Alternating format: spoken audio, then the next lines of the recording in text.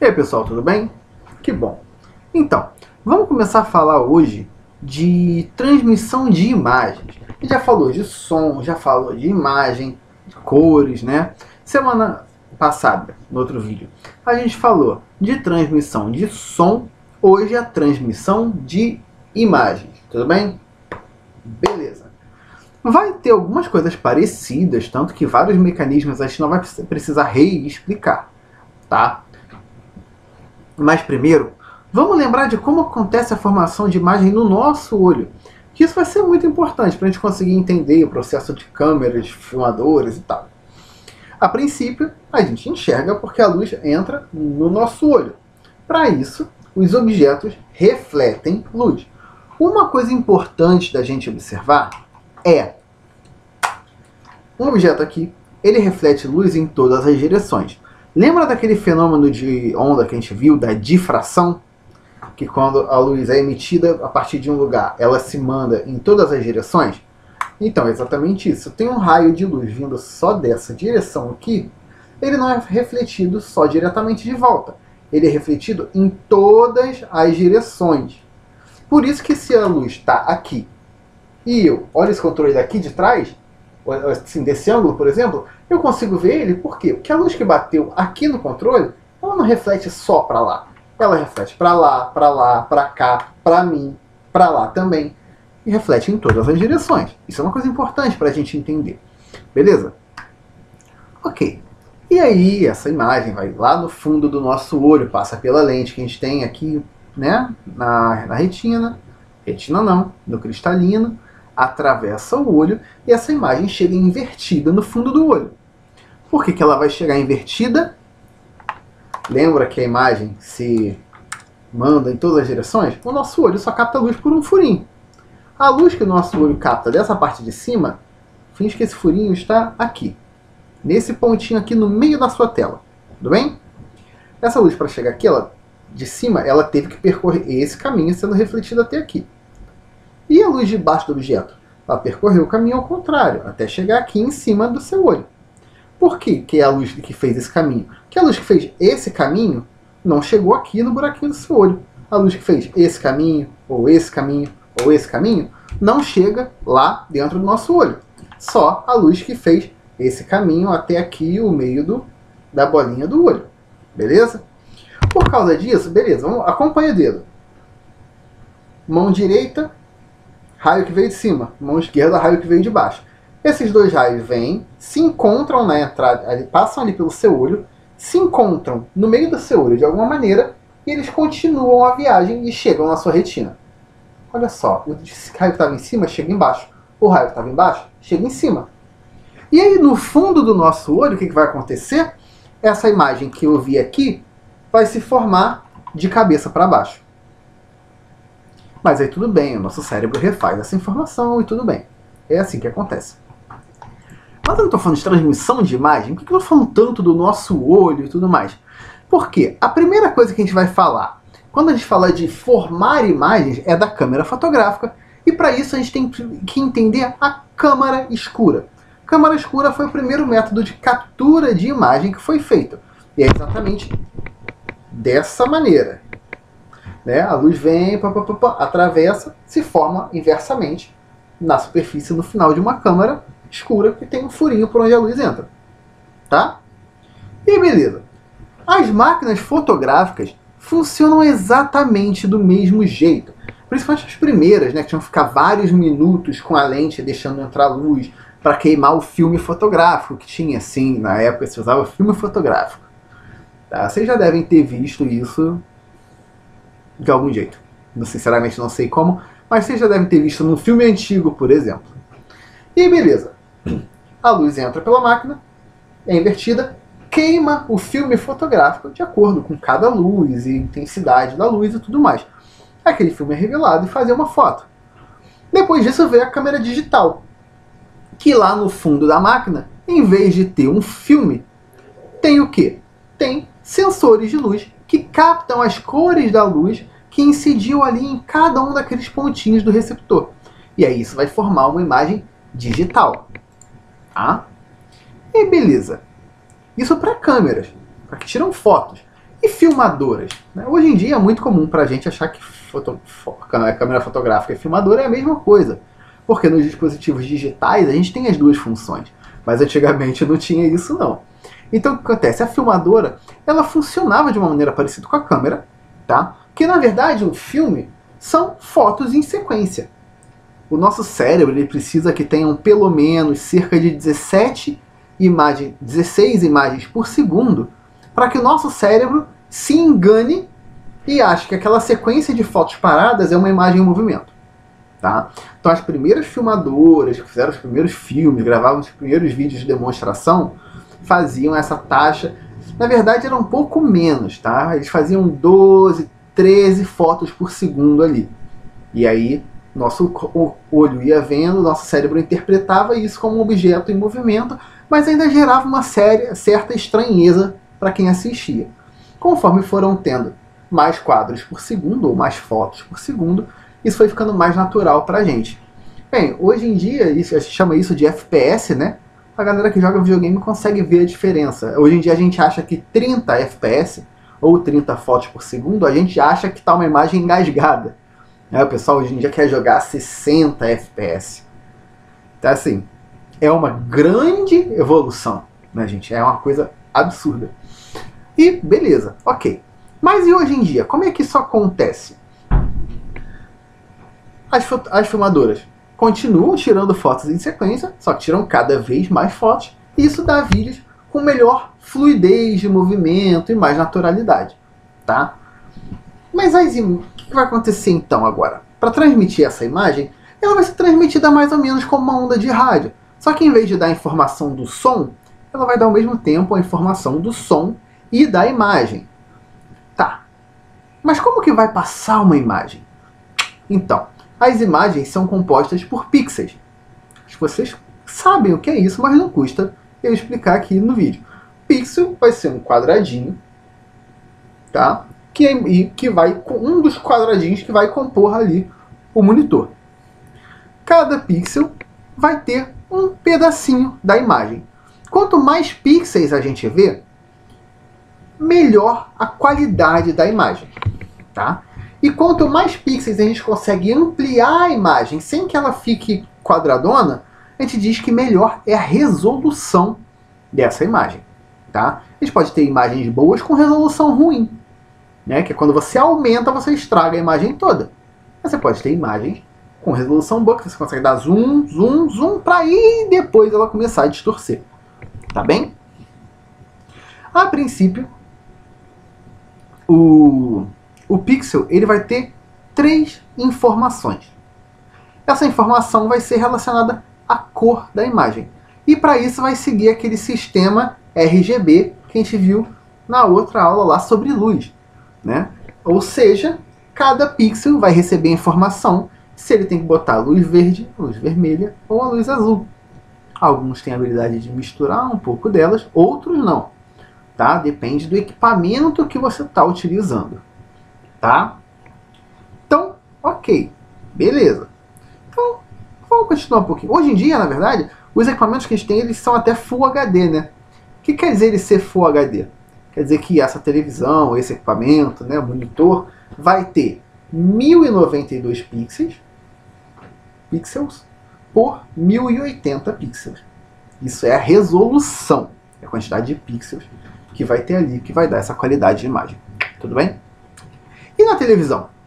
Aí depende. Qual televisão a gente está falando? Televisão manda e recebe os sinais de uma maneira bem parecida, só que o modo como ela transforma isso em imagem muda muito. Tá? Isso começou com a TV de tubo, que foi inventada lá em 1924, só foi em 1920, né? Só foi implementada em 1924, só em 1930 ela começou a ser utilizada na Europa e tal, no Brasil em 1950. Então assim, que viagem, né? Mas enfim, vamos lá. As primeiras TVs, elas eram de tubo. Televisão de tubo, eu acho que vocês já viram, né? Vocês também não são tão novinhos assim. Pelo menos ali num botecozinho, quando foi comprar uma Coca-Cola, você já deve ter visto uma TV de tubo. A TV de tubo, a gente não vai explorar muito o funcionamento dela hoje, aqui na aula, porque ela não é mais utilizada, né? Basicamente, ela era um raio de tubo catódico, que é um nome estranho, né? Ela usava uma forma de radiação para induzir a imagem em elementos fluorescentes que tinham dentro daquele tubo de imagem. Era um tubão assim, grandão na frente, e afinando assim no final. Mas enfim, tudo bem. A princípio, essas TVs de tubo só faziam transmissão preto e branca, tá? Em 1954, a NBC, né, uma emissora americana, estadunidense, fez a primeira transmissão a cores, tá? Então, vamos lá agora. O surgimento da TV melhorou transmissão de notícia no mundo, mercado, porque agora você podia influenciar visualmente as pessoas a comprar alguma coisa, né? Isso é uma propaganda em televisão. Antes disso, a propaganda era em revista ou em rádio. Rádio, tudo bem, chegava na casa de todo mundo, mas revista, você tinha que querer comprar aquela revista para receber a propaganda. Talvez não fosse o meio mais apropriado, ou o meio mais lucrativo, não é? Mas beleza.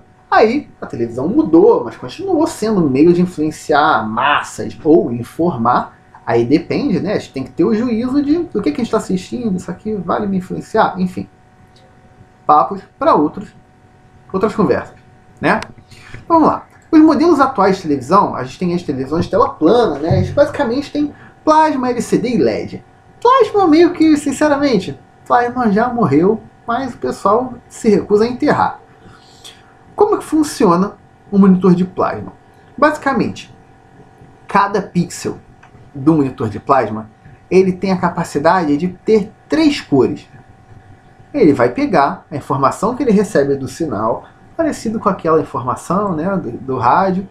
Ele vai ter, dentro de cada célula de plasma ali, ele tem ou neon, normalmente neônio e xenônio, ele é revertido com fósforo, que é um metal um pouco mais reativo e tal, que tem a capacidade de gerar luz sobre determinadas situações, tá?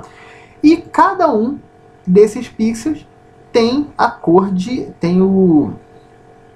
pode receber um sinal eletrônico para emitir uma dessas cores específicas, daquele espectro, daquele sistema RGB que a gente viu. E aí todos aqueles pixels juntos vão formar a imagem colorida lá, bonitona. O problema do pixel é que do TV de plasma, é que ela vai perdendo o brilho com o tempo. Esse fósforo, que é bem reativo, ele vai se tornando menos reativo com o tempo. O pessoal diz que tem que trocar também o xenônio e o neônio de dentro da TV. Isso pode ser bastante caro. Agora, vamos lá. LCD e LED. A TV de LED, ela já existe, de LCD, perdão, já existe desde o início da década de 90, 1990, tá? Não é nada novo. Só que ela era usada de uma maneira bem primitiva, não se dava muito com cor. Quem aí alguma vez já viu, pelo menos numa foto ou um vídeo, de um pager, né, ou um bip, ou uma palm top, já viu mais ou menos como é que era o LCD antigamente. Era bem estranho. Ainda existe, acho que calculadora, se não me engano, calculadora é assim. Aquela calculadora quando você aperta o visor, não faça isso, isso estraga. Mas aquela calculadora quando você aperta o visor, ele vai ficando todo colorido, aquilo é LCD, tá? Aquilo é cristal líquido. Mas beleza, ok. Vocês veem que não se preocupa em ter cor, não tem nada, né? Vamos lá. Como que vai funcionar a televisão de cristal líquido? A princípio, ela é transparente. Quando ela recebe corrente elétrica, cada pixel pode mudar de cor e formar a imagem. Ela tem várias camadas, ela é bem mais complexa, tá? Mas basicamente é isso. Recebeu o sinal, emitiu uma cor. Diferente da de plasma, né, que tem lá só 3 cores para cada pixel, ela pode formar diversas cores. Então ela tem cores mais bonitas, assim. Às vezes ela tem menos brilho que uma TV de plasma nova, mas ela tem cores mais bonitas. E a TV de LED? A de LED, na verdade, ela é bem parecida com a de cristal líquido. Elas utilizam a mesma tecnologia. Só que a de LED, por trás desses pixels, ela tem uma fonte de LED para gerar mais luz, dar uma imagem com mais brilho, uma imagem mais bonita. E funciona melhor em ambientes escuros também, mantém as melhores propriedades da imagem.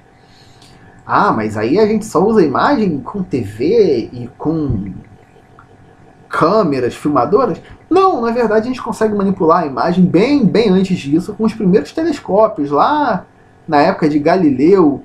Na verdade, até antes de Galileu, né, lá no tempo dos filósofos, um pouco antes, na verdade, um pouco depois, na verdade, já se tinha telescópios, tanto que já se costumava usar ali no século XVII, mais ou menos, na época de Copérnico, já existiam os telescópios um pouco sofisticados. Você conseguia ver outros planetas um pouco melhor. Você via bem assim objetos muito distantes, tá?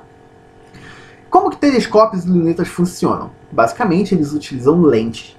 A lente ela vai fazer o quê? Ela vai desviar a luz e concentrar ela num ponto. Basicamente, ela vai pegar, como se ela pegasse esse tantão de luz aqui e desviasse ela para esse pedacinho daqui. Isso dá o efeito de você aumentar o que você está vendo ali. Você consegue, nesse negocinho aqui, ver um negócio assim. Aí com isso você vai conseguir pegar toda aquela luz dos planetas que está sendo refletida por eles. Não, planetas não emitem luz, eles só refletem. Toda aquela luz que está sendo refletida pelo planeta, você cata ali naquele pontinho, concentra bem para que você consiga ver. Porque essa luz dos corpos celestes já chega aqui. Só que ela chega muito espalhada, o nosso olho não é capaz de captar elas.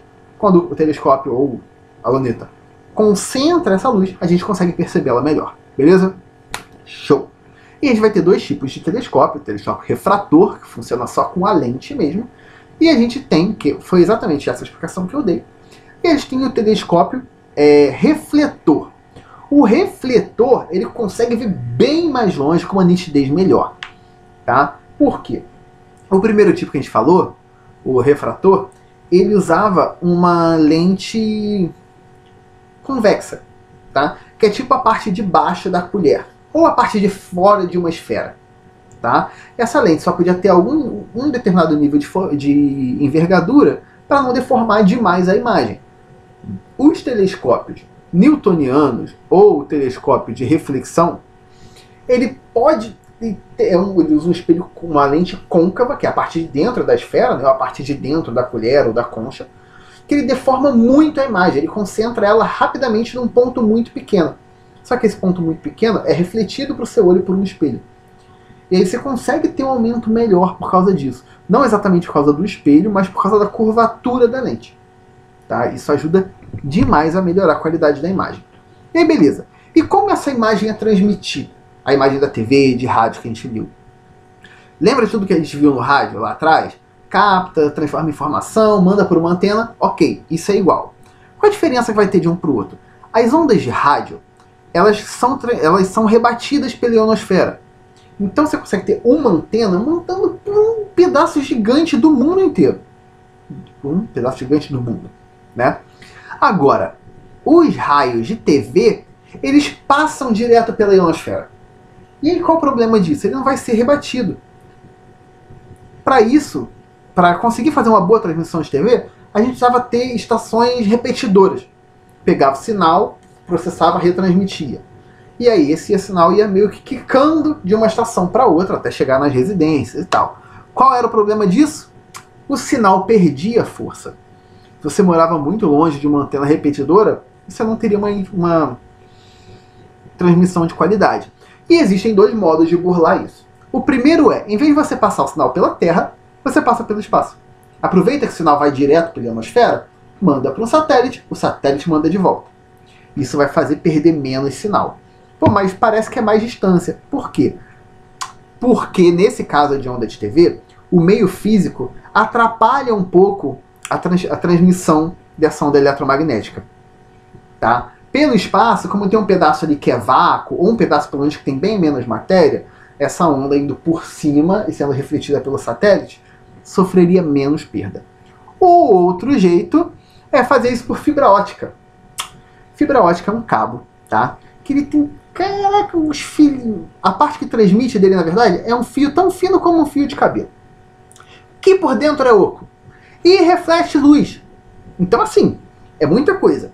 E é extremamente delicado. Então você tem, num cabo de fibra ótica, você tem várias fibras óticas ocas que refletem e tudo mais, agrupadas dentro de uma camadinha acolchoada com um fio de borracha, com uma rede metálica em volta, com outro fio de plástico grossão.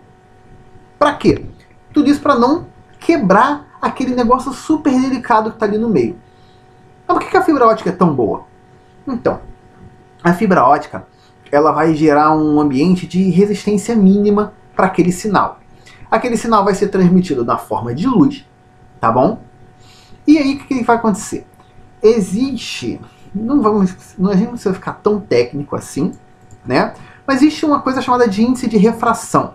Índice de refração é você divide a velocidade da luz pela velocidade que um raio, uma onda eletromagnética se propaga num determinado meio, tá? Quanto mais rápido ela se propaga, mais próximo esse índice é de 1. Então a fibra ótica, na verdade, ela é o que tem o índice de refração mais próximo de 1 entre quase todos os materiais que a gente tem. E aí o que vai acontecer? Esse sinal de TV, ele agora vai ser mandado na forma de luz. E ele vai ser mandado por dentro dessa fibra ótica. Só que como ela tem uma coisa chamada de reflexão total. A luz que bate dentro desse cabo da fibra ótica, se ele for no ângulo, se não me engano, de 45 graus, ele é rebatido completamente e nenhuma luz se perde. Então, para que a gente usa a fibra ótica hoje em dia? Para enviar sinais de telecomunicações, principalmente televisão e internet, através dos continentes, tá? Por dentro desse cabo que vai sendo passado por baixo do oceano. E como que esse sinal vai? Ele vai sendo refletido por dentro desses tubos, que tem a grossura de um fio de cabelo. Ele vai sendo refletido nesse ângulo de 45 graus e ele não tem perda de força de sinal. Entendeu? Tá vendo como isso é sinistro? Ele não tem perda. É mais eficiente em questão de perda de sinal do que mandar para o satélite. Só que é mais caro, por incrível que pareça. Pensa na manutenção de uma rede de cabos que cruza oceanos, né? Bem complicado. E 99% das transmissões transoceânicas, né, de um continente para o outro, atravessando os continentes, hoje em dia são feitas por essa tubulação submarina de fibra ótica. Tudo bem? Gente, então é isso. Desculpa, o vídeo ficou longo, mas eu espero que tenha sido interessante, né? A gente está falando de tecnologia que a gente usa todo dia e que vocês estão utilizando agora para aprender sobre ela mesma. Isso é meio... gera um paradoxo, né? Mas tudo bem, eu não vou falar muito mais não. Acabou aqui o vídeo. Até semana que vem. Um abraço para vocês aí. Tchau.